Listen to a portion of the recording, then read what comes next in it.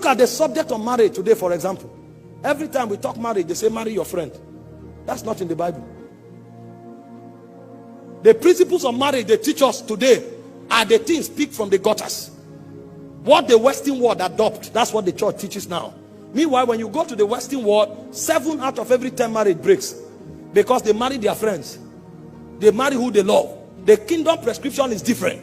You don't marry who you love who you marry, because love is a commandment. But it will take a teaching priest to bring you to that point. And your husband is not your friend. Your husband is your Lord. Your wife is not your slave. Your wife is a co-heir with you.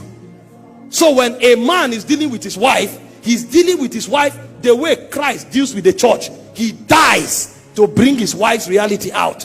And when a wife is dealing with the husband, like Sarah, she calls her husband Lord.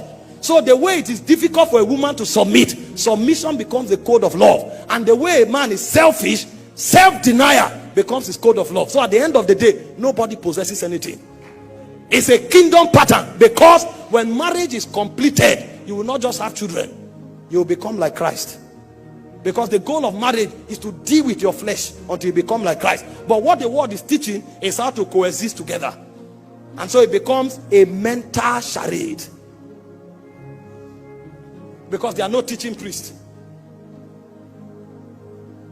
He said, as holy women, the same way Sarah called her husband Lord. He said, that is how you relate with your husband. And he said, concerning the man, for your prayer to be answered, deal with her with understanding as a weaker vessel. So the man is disadvantaged, the woman is disadvantaged if they choose to walk in the flesh. Because if the woman doesn't see the husband as Lord, she will never have a relationship with God. And if the man marginalizes the woman, his prayers will not be answered.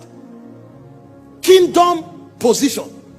Because marriage reveals the portrait of heaven, but we reduce it to earthly things. You will see people go for marriage seminar, they tell them to dress naked before their husband, because love is sensual.